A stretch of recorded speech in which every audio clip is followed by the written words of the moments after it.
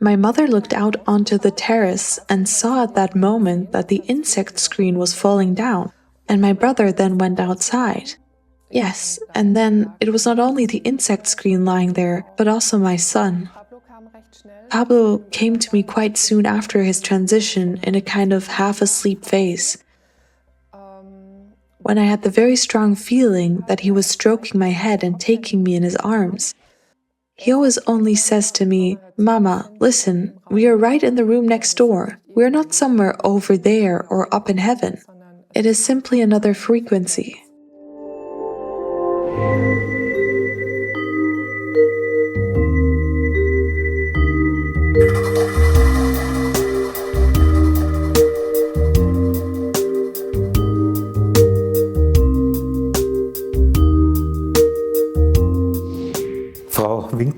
Miss Winkler, your 8-year-old son Pablo died after falling out of a window.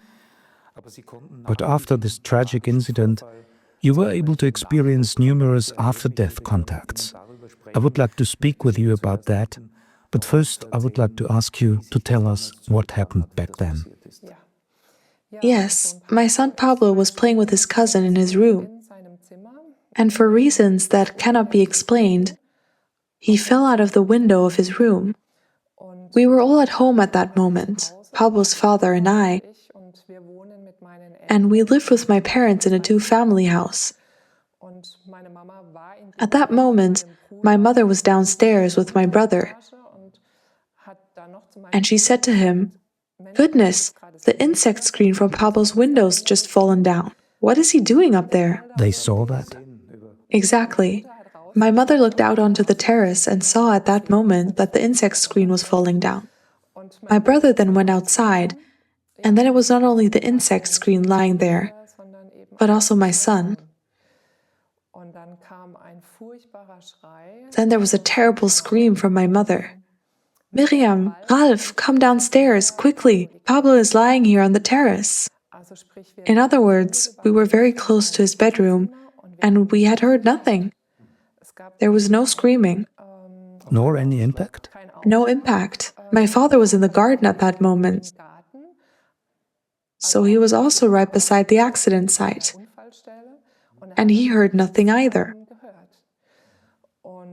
My brother then picked Pablo up and ran into the living room with him, and at that moment we had already arrived there too and took him from him.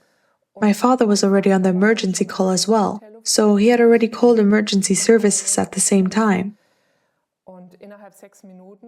Within 6 minutes, the first responders were already there with us, and in that moment, I perceived that Pablo's soul was no longer in his body. You just knew it in that moment? Not consciously. When I reflect back onto it now, it was such a sacred moment. There was such a stillness and calm. Everyone involved at that moment, my father still on the emergency call, passing on instructions to us, my husband and I speaking to Pablo, and I also said, "Pablo, breathe." I tried to give him the rhythm of breathing, and as I said, in that moment when the door opened, I had the feeling, now there is calm, there was stillness. Then the first responders cared for him in absolute calm, without panic. Then the regular ambulance service arrived, and they took Pablo out to the ambulance. We were not allowed to go inside with him. During that time, I had already packed Pablo's hospital bag and thrown in things for Pablo's father and for me. Then the first responder came out of the ambulance, someone I know personally, and I said to him, "Jan, how does it look?" And he just did this.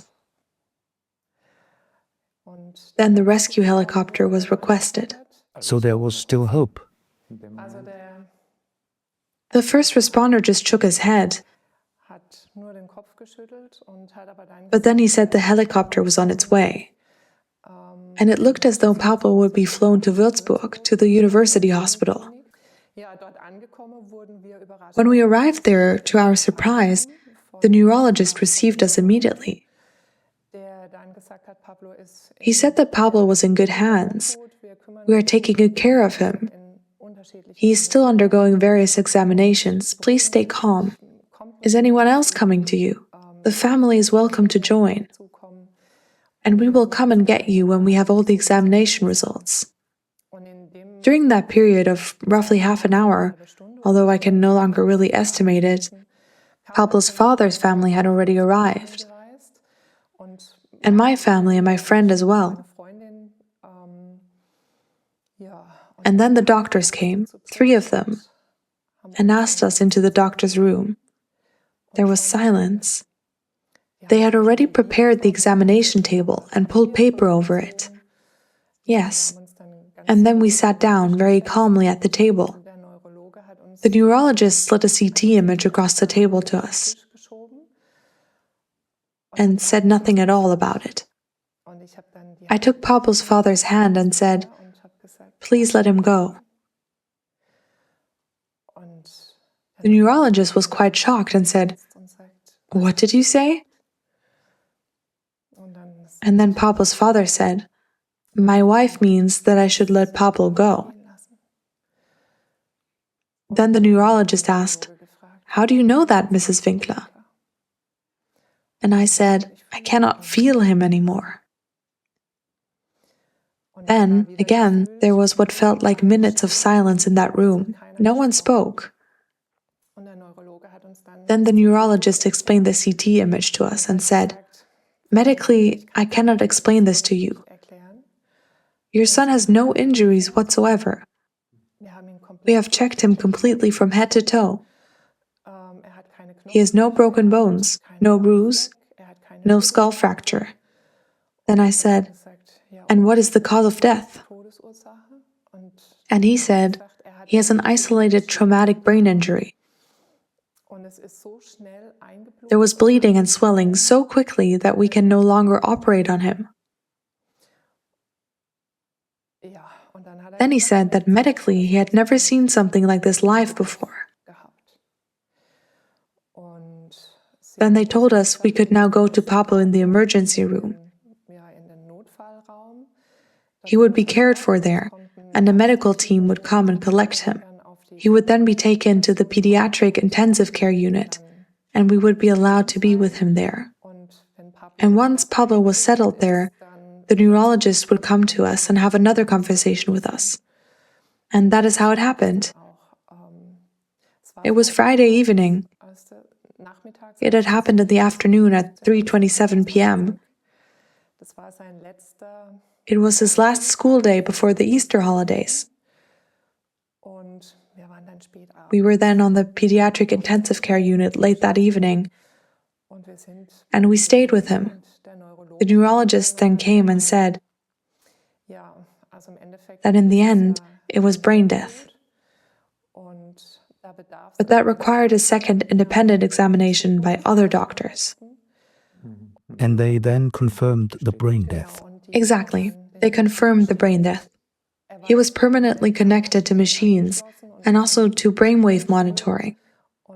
And all the time, those readings also showed that there was nothing there anymore. And how were you? You still did not feel him? Yes, I did, differently. That was the fascinating thing. We spent a very intense, beautiful time with Pablo in the hospital. We did not leave his side. I was also allowed to lie down with him in the bed. My father read jokes to him. I also read to him from his favorite books. We played his favorite music. We massaged and stroked him. And in the moment when I was already lying beside Pablo, I heard a voice in my ear, the voice of my deceased colleague, to whom I had also been very close. His voice was suddenly there and said, "Miriam, you have to do this differently. Otherwise you will not survive it." And he gave me the impulse. "I am here. I will accompany you through this." I was totally shocked. Because for me, that was a first experience of after-death contact. That you heard this voice. Yes, exactly. And I felt Pablo's presence. I felt that he was there, but no longer in the body. For the mind, it was not so easy to understand because the body was still warm. The organs were still functioning because of the machines.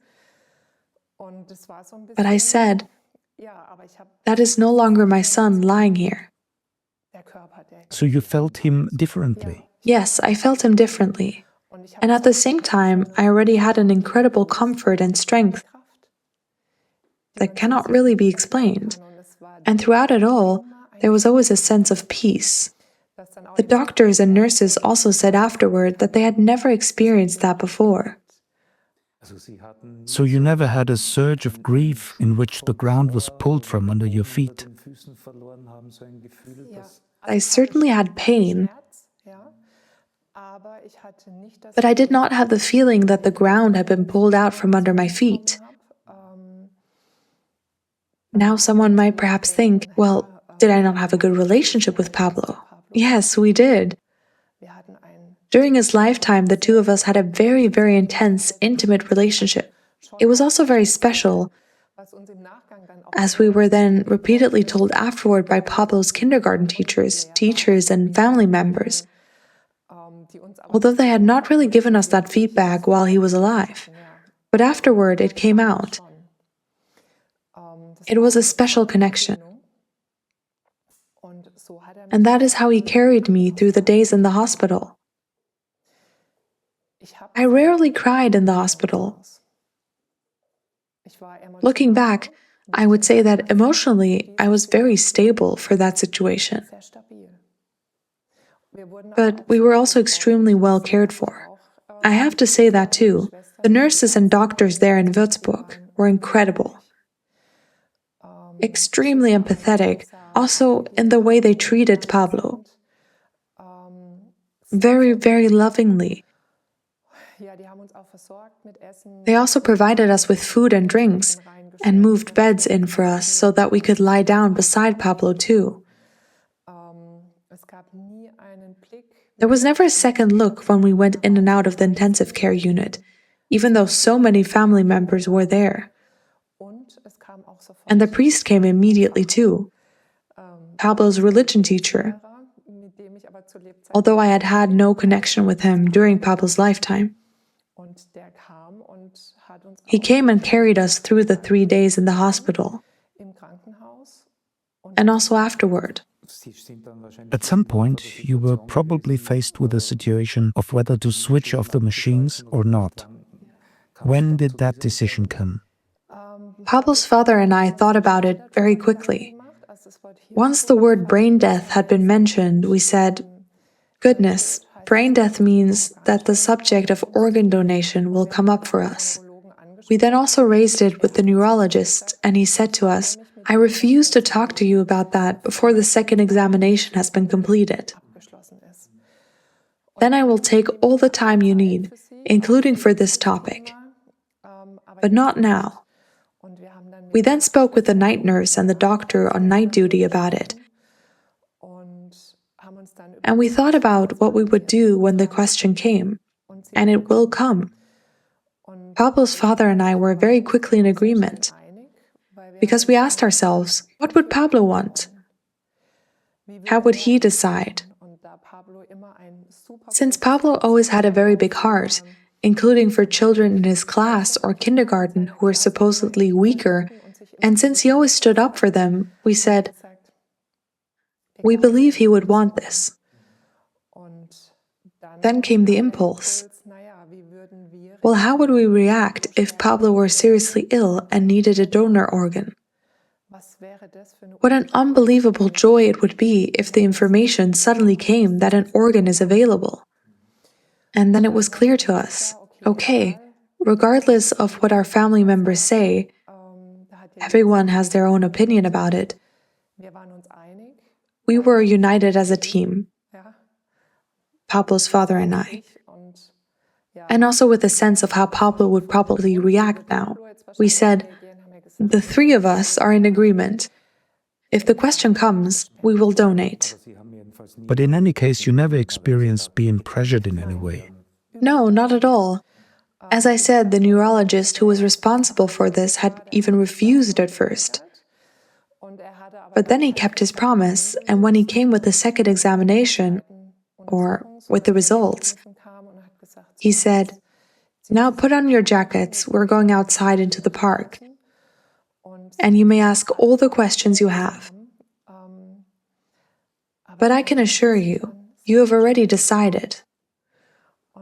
Then I said, "How do you know that?" And he said, "You decided in your hearts." How did these after-death contacts with Pablo then develop further? Were there particular moments when you felt his presence more than at other times? Or did it build continuously? It built continuously. It also began when we personally collected Pablo from forensic medicine in Würzburg. When we arrived at home late that evening, his cousin, who was the same age as him, then 8 or shortly before her 8th birthday, she was standing in the doorway already very excited and said, "Auntie, Auntie, it is good that you are here. I really have to tell you something." And Pablo's cousin is the opposite of Pablo. Pablo was very extroverted during his lifetime, and his cousin is totally introverted. So I was a little surprised that she was so full of euphoria. Then I said, "Lady, what is it?" And she said, "Auntie, Pablo was with me today." And I said, "Really? How? Tell me." And then she said, "I was walking to the riding stable, and suddenly my hand became very warm and began to tingle and vibrate. Then I perceived Pablo beside me. And that is how the whole thing began." How old was she? 8. It was shortly before her 8th birthday. And these experiences then also occurred in his school class. Classmates saw him in class. A clairvoyant boy saw him at his memorial place. And Pablo then sent an incredible amount of signs. He sent me a very clear sign on the day of his burial, on the day of the burial of his urn. A bird knocked at our living room window. It was a little uncanny because I was still lying in bed, and we had a somewhat uneasy feeling about how the day would unfold. Then there came a knocking sound. And I touched Pablo's father and I said, "What is that? You get up and have a look." He went into the living room, then called me and said, "You have to come and see this." There was a little robin, I think, at the window, gently knocking at the window with its wings and beak. And I quite intuitively began to communicate with the bird. I said, "Goodness, Pablo, if this is a sign from you, then my wish would be that when my parents come over for breakfast later, you would send the bird to the window again." Yes, and the bird was there briefly and then flew away. When my parents were sitting with us at the breakfast table, the bird came back. It knocked again and beat its wings against the window. And that continued either 3 or 4 days in a row, every morning. And I regarded that as an unmistakable sign from Pablo.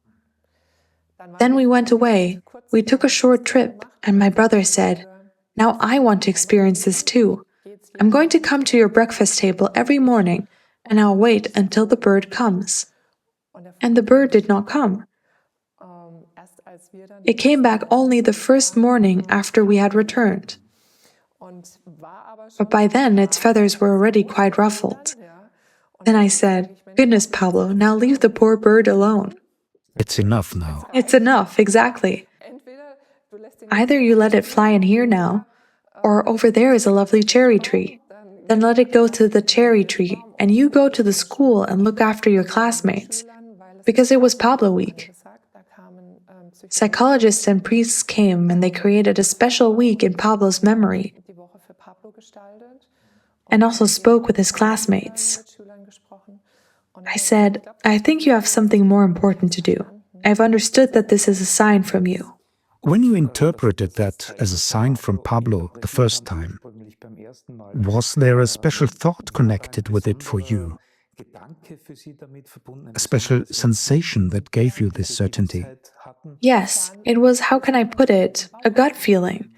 It was simply a gut feeling, and it could not have been anything else. I never questioned it. Even though before Pablo passed over, I had nothing to do with the spiritual world. I had not occupied myself with it. So you were not an especially spiritually oriented person? No, not at all.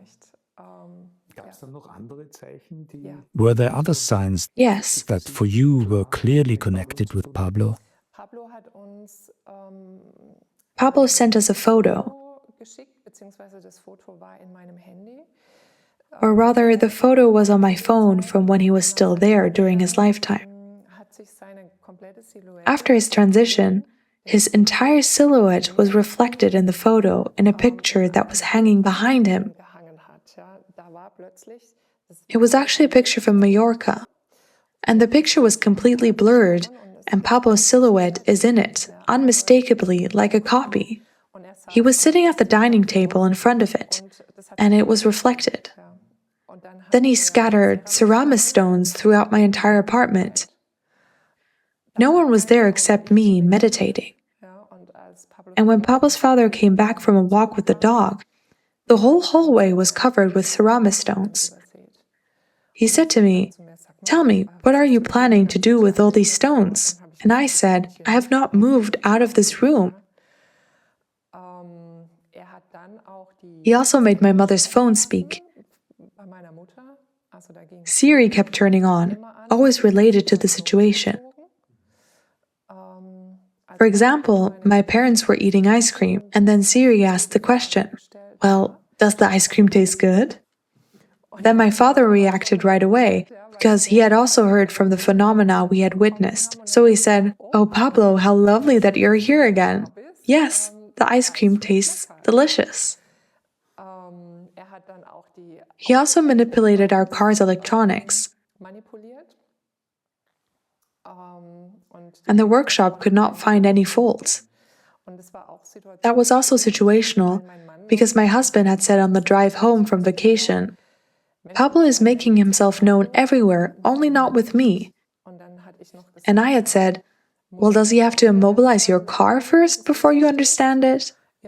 Yes, and then he actually did that.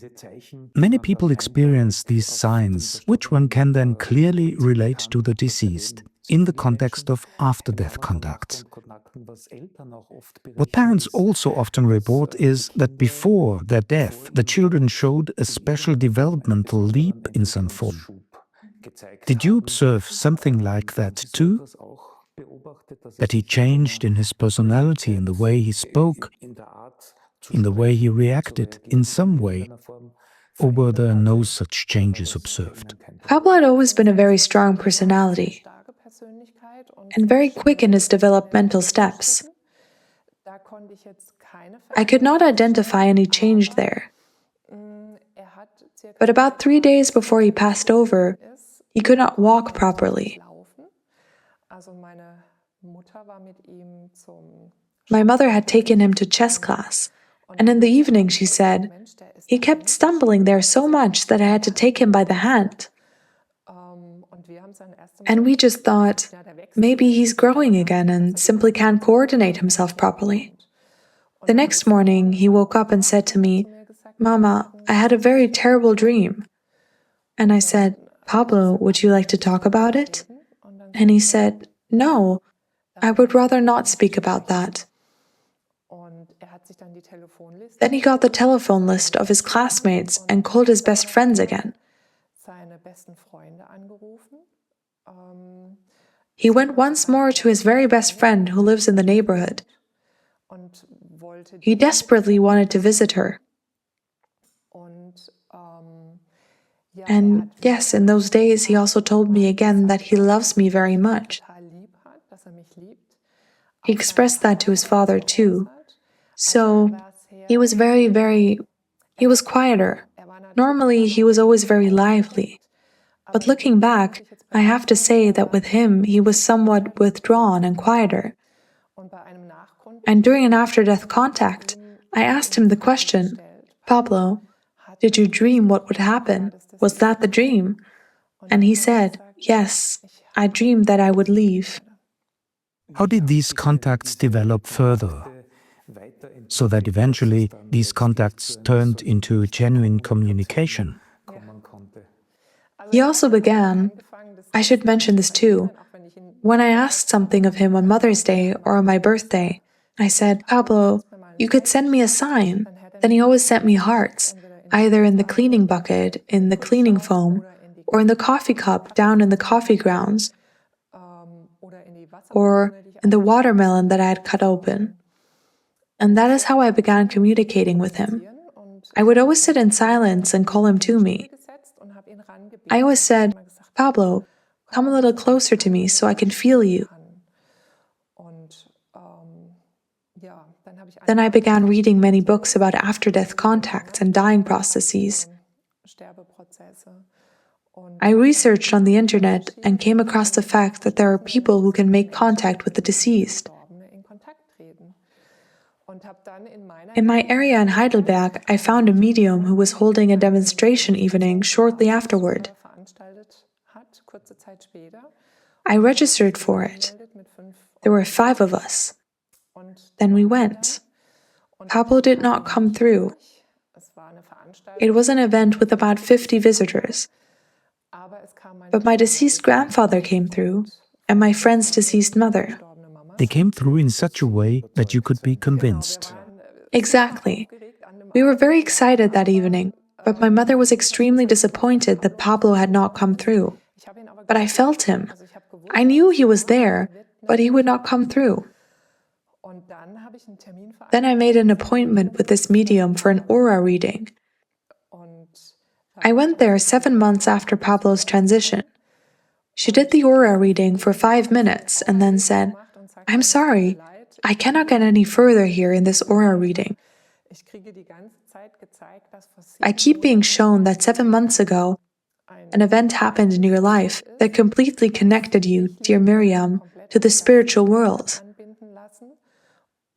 I'm not getting anything more at all in the aura reading. I would like to let it become a contact with the beyond. I said, okay. Then she immediately said she had a child beside her.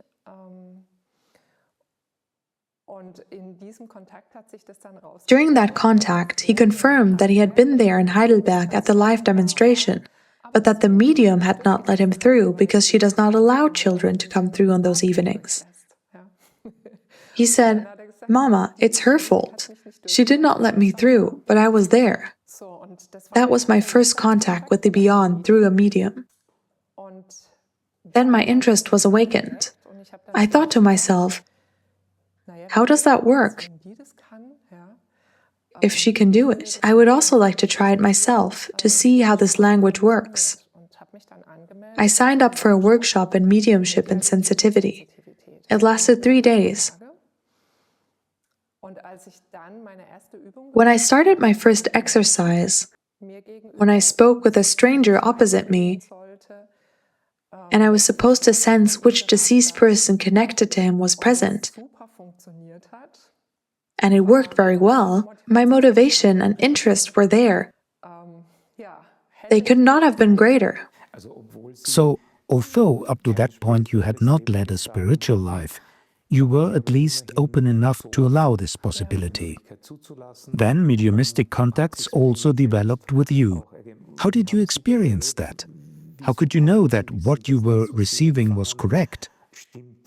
Were there highly specific special details that you received and could not have known? I did not know this man. It was a man, my exercise partner. I did not know him. I saw him for the first time that day. Then I simply looked. What am I perceiving beside me? At that time, I perceived a woman who introduced herself to me as his grandmother. He confirmed it. Then I began telling him details about his grandmother that I could not have known.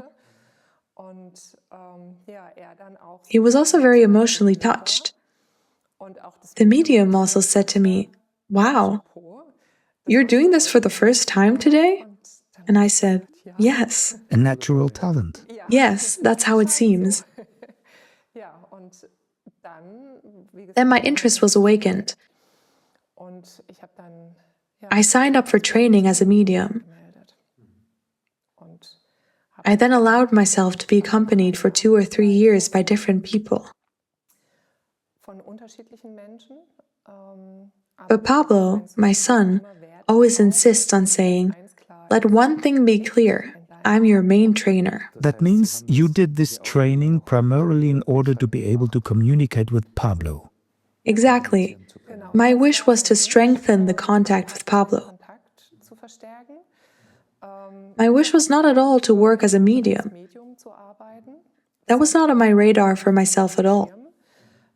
Rather, my motivation was, I want to communicate with Pablo myself. I do not want anyone on whom I am dependent. That then developed further. It developed further and strengthened further. It continues to strengthen every day. Pablo no longer has to send me signs externally in that sense, because I always have him beside me. I always have him in my ear. You spoke briefly earlier about the subject of organ donation. In your contact with Pablo, did you also experience what that was like for him? Did it play a role for him? Was the decision right? The decision was right. He also told us afterward who received his heart. It had always been very important to me to know who received his heart. He told me in a beautiful way. Did he tell you the name? I know the girl's name. I know where she lives. I know her medical history. But not from our organ donation coordinator or from the German Organ Donation Foundation. With them, everything is very much protected by data privacy. You cannot get access to anything. No, he told me through another way. I have a picture of the girl. I'm sure that this girl will contact me at some point. Pablo said, "Mama, through my healthy organs, I was able to save children's lives. What could be more beautiful?" Unfortunately, the girl with the liver did not make it. She died 1 year after the transplant. Pablo told me that too. It was a multi-organ donation. He donated his liver, his 2 kidneys, and his heart. The girl with the liver unfortunately did not make it.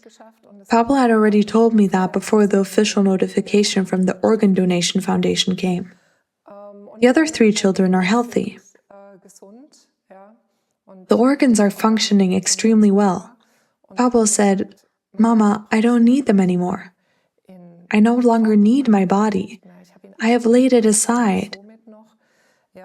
In this way, I was still able to make an enormous gift of life possible for many families and children. From your point of view, can what happens on the soul level be objectified in any way? Do you believe that it is so easy for every person who passes over to donate their organs? Or does it also depend on certain conditions? Can organ donation be generally recommended? No, I would not generally recommend donating organs. I was also invited to a doctor's lecture at the German Organ Foundation. Pablo turned the tables a bit. I do not think the team expected that, or that was why they had invited me. I was supposed to question it. When is someone really dead? When do doctors regard someone as dead? Pablo then let me know that he had experienced his organ donation. He was present in the operating room. He heard every conversation the doctors had. He observed everything in the most precise detail. But that is how he was during his lifetime too. He observed what they were doing there at every moment. Through my work, I have already had several deceased people who went through organ donation. Among them, I also had a young Muslim man who had actually been beaten to death in the mountains. His heart was removed. It was about organ trafficking.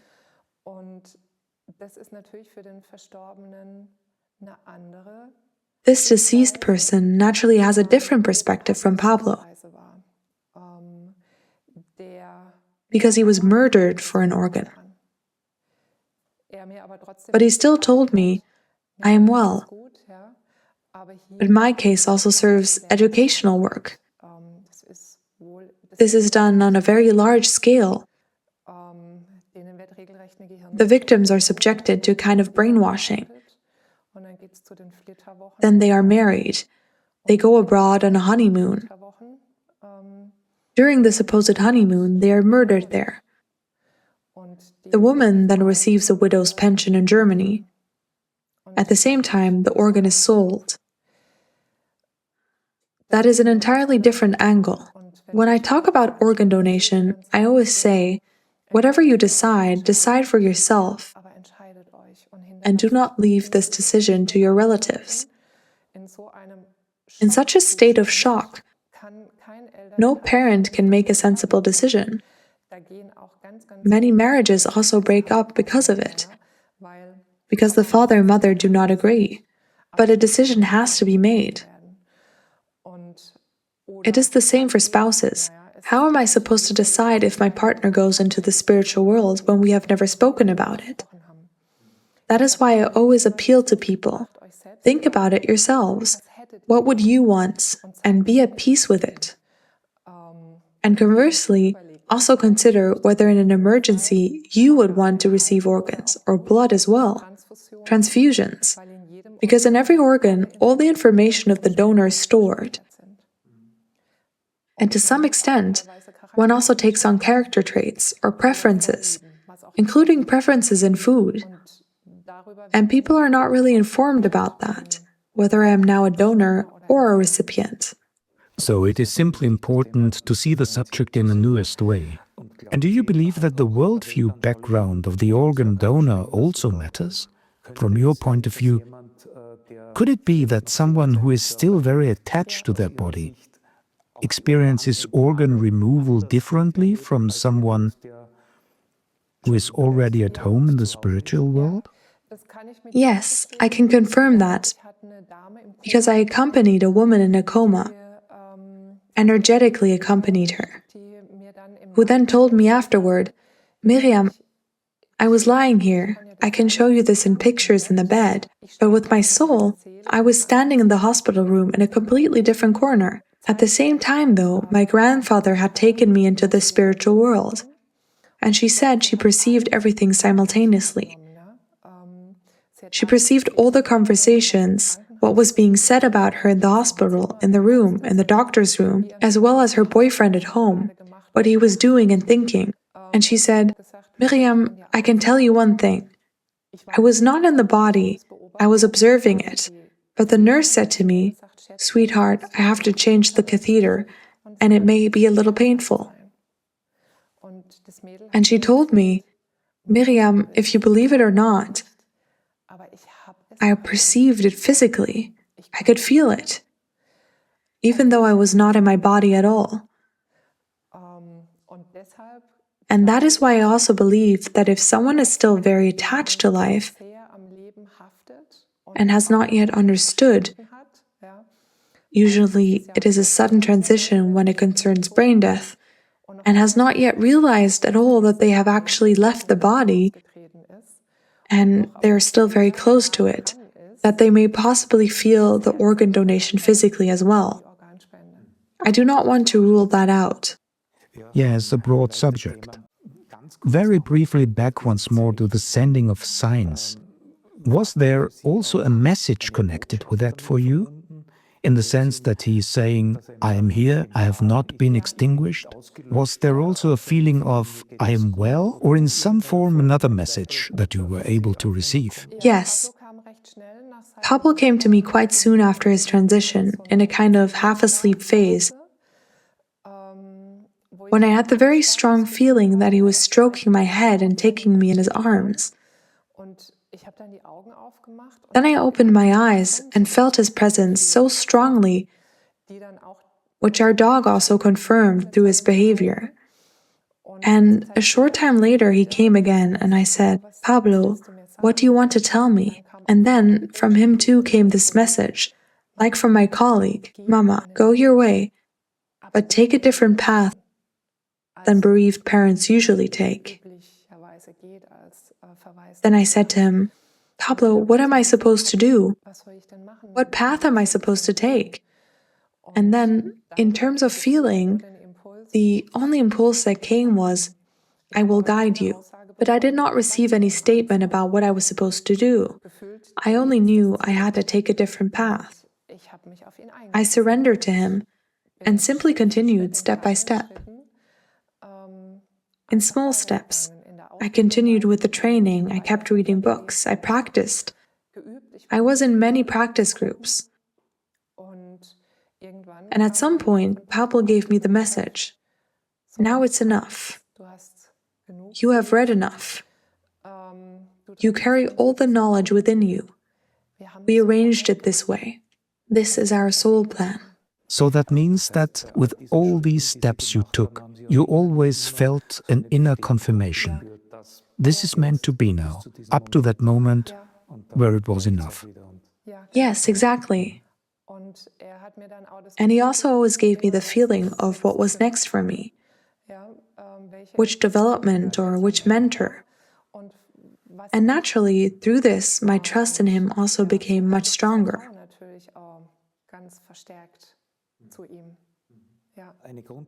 I have a fundamental question about this communication. He was your son, relatively young. Now you feel a kind of guidance. Is it a child whom you perceive? Or a partner at eye level, of whom you simply know that this has to do with my child? Exactly. When we are in discussions, he always shows himself to me as a child in terms of his character. We often discuss things with each other. But him being my child, I laid that aside a long time ago. In terms of soul maturity, Pablo is much wiser and more mature than I am. It feels as if he has far more experience and has lived many more lives. Even during his lifetime, he strongly shaped me and took me by the hand. That was already an enormous growth process for me, especially since I did not want children at all. He simply came into our lives. And for me, he really is my mentor and my manager. He always says, "I will take care of it. I will manage everything." And he really is at eye level. It is very important to him that I do not put him on a pedestal, because he says we are equal. We have a shared task. And at the beginning, there is this English spiritualism according to which I was also trained. There were always people saying, a deceased person cannot be a spirit guide. But Pablo always confirmed, "Yes, Mama, I am your main spirit guide. There are others in my team, but I have taken on the leadership role." And it was also confirmed to me, interestingly, in a soul reading. He always said, everything is possible. Move away from the dogma, or from this dogmatic teaching. And that is also his wish, to open the framework for our understanding of the spiritual world. And I say, yes, everything is possible. And in that, he really tries to open my blinders. This opening of the framework seems to me to be very important in general. When one speaks with people who have had near-death experiences, one often has the impression, ultimately, that what they experienced cannot be put into words at all. In other words, what we call the beyond is actually indescribable. And in that respect, I sometimes also have the impression that when people report mediumistic contacts, when they report about life there, when they report particular persons who appear, all of that is ultimately only a translation mechanism, so that some of it can become comprehensible at all. And one cannot really widen the framework enough or free oneself enough from dogmas, because the essential thing is indescribable. Do you also have this impression that everything you experience is also the result of a kind of translation work? Yes. I now work as a medium, and Pablo always says to me, Mama, listen, with your little pea brain here, with your human intellect, you cannot comprehend the spiritual worlds. Do not even try. Open up, make yourself permeable. That is your only job. You are our channel for the spiritual world. You must put your mind and your ego completely aside. And the only thing you have to do is lay off everything you have learned and make yourself clean. Then I said, Pablo, what am I supposed to do? And he said, let one thing be clear. You have enough to do here, namely making your body more permeable. Nutrition, lifestyle, mindset, beliefs, belief patterns, my own routine, questioning everything. And Pablo always says, keep asking yourself whether something still is truthful. And I always say, the further you are in your development and raise your frequency and become finer, the more truthfulness also changes. Because Pablo has also once or twice let information come to me that later turned out not to be true. And afterward, I said to him, tell me, are you crazy? Giving me information that now turns out not to be the truth? And then he said, Mama, but in that moment it was important for your developmental process. And you could not have accepted it in any other way. So nothing that happens in such communication can really be separated from one's own level of development, from one's own capacity to grasp things. Yes. You're the intermediate line. And Pablo always shows me a beautiful visual representation. He then always stands there with a steam cleaning device and rubber boots and a suit and says, here, we need to clean out your pipe again.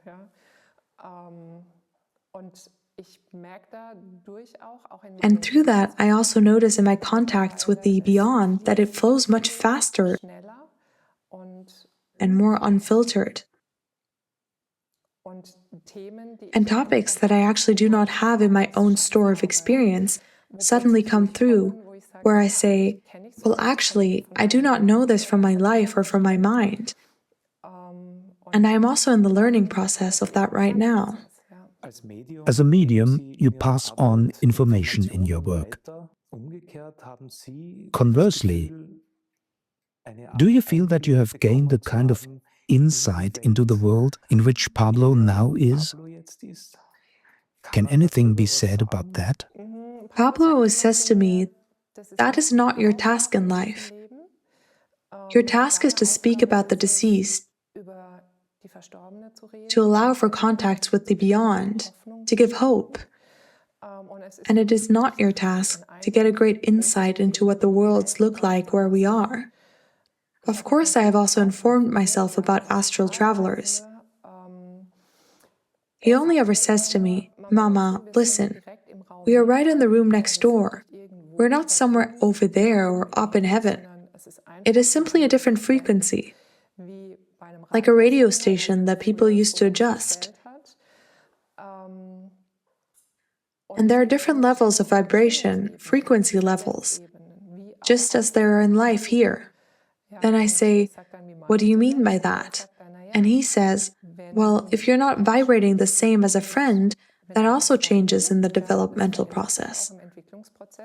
And if your frequencies no longer match, then your path together does not continue. And that is how it is in the spiritual world. I can always visit Grandpa and Grandma in the spiritual world if I want to, but they cannot visit me. Then I said, explain that to my human mind. And he answered, I simply vibrate more finely with my energy, and they first have to work their way there. They first have to make their pipe more permeable, or work through their issues.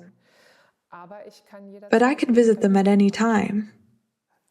In these contacts with Pablo, did you ever address the course of the accident itself? You said that from a medical point of view, it was actually very unusual that he had no injuries. Did you ever address how he experienced that? Yes. And? My husband also reenacted it afterward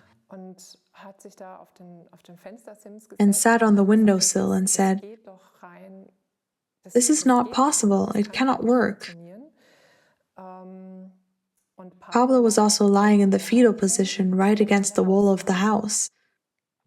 And then, in an after-death contact, we learned, we had not asked, but the topic came through the medium. She said, goodness, I do not understand this, but I will simply pass it on to you, Miriam. Pablo says he did not fall. Then I just nodded and said, yes, I know. And then she said, this is very important to Pablo. He wants to confirm your feeling, Miriam. He was laid down by the angels. And then I said, yes, I know. That was what he had given to me inwardly. And he wanted to confirm it again through a medium, that I had been right, and that this is why there had been no physical injuries. And it was also important so that I would already question many things. The situation of how it went, the fact that we questioned so very much, because it just didn't make any sense. It put me on the path of doing research. And it was so beautiful when Pablo confirmed that. And for you, I assume, looking back today, it is actually a large and logical event. What happened to him had to happen. And at the same time, for you, it was a spiritual awakening experience, if one wants to call it that. Yes, exactly. Pablo activated me, and with full power. So at the beginning, my system, my body really had difficulties. It was simply overwhelmed by the high energy. But there too, Pablo really placed the best people at my side. A physiotherapist who accompanies me to this day and with whom I have regular appointments every 2 to 3 weeks, who repeatedly balances my energy system. Incidentally, he was also once allowed to perceive Pablo during one of my treatments. When I put him to the test, because I thought, well, Pablo, we will test him now. He always had a big mouth about everything he felt and perceived. And then I said to Pablo, Pablo, come very close to me. And before I had really finished thinking the request, my physiotherapist, who was behind me, energetically inside my energy field, screamed and ran out of the treatment room and told me to get dressed and leave. I was completely perplexed and I said, what is this? You cannot just leave my energy field so quickly and abruptly. And I played stupid. At some point, he briefly came back into the room and said, Miriam, do not ask. Did you call Pablo? Then I said, yes. And naturally my interest was awakened. I wanted to know, how did you perceive that? What did you feel? And then he said, please go. I do not want to talk about it today. When I was there again 2 weeks later, he said to me, Miriam, in that moment I was so overwhelmed. I had never consciously sensed and felt a deceased person before. And at first it was frightening, and perhaps also initially fear-inducing. And it was clear to me that it could only be Pablo. Yes, and so we grow together. Among other things, he's also partly responsible for my body, for the fact that I was able to walk this path so quickly. And yes, Pablo has placed very different people at my side. People I could talk to, practice clients, a physiotherapist, the family I had or still have a very strong family bond with, even though I'm no longer married to Pablo's father today. Our paths have unfortunately separated as well. In peace, and for that I'm very grateful. I also always say, I still love him. He gave me the greatest gift, our son, and he was the best father. Yes, and if I had the choice, I'm often asked this, Miriam, would you not be glad if he were still here in the body? Then I say, I have to look at that on different levels. Seen from the human level, I would be glad if I could continue to have him here in the body. But for my soul, as I said, he gave me the greatest gift he could give me. He brought me so deeply into the process of soul development, and he still does. Yes, I do not live without Pablo. I would now like to turn a little to your mediumistic work. Among the things you convey to people, are there messages where you have the feeling that this was really especially important? Of course, it is always an exceptional situation when someone loses a relative, loses a child. Are there things that particularly touch you, where perhaps you also sense that this is a special task of mine, that I can have a particular effect there? I always find the moments extremely sacred, and one cannot tie that to the topic. When a father comes from the spiritual world and apologizes to his daughter for abusive assault, and so much healing flows there, and in that moment the daughter can accept the apology, or when a child comes from the spiritual world who died by suicide and says, even regardless of the religious background, tell my parents, tell my mother that I'm well. I did not end up in hell. Especially when strict believers are involved. I also had one person who was very connected with the Quran. And the mother was extremely worried about what had happened to her son. And he stood beside me very lovingly with very great feelings of guilt. And he said, tell her, I am well. It was a great mistake. I'm allowed to continue learning. I'm allowed to incarnate again. There are incredibly many possibilities.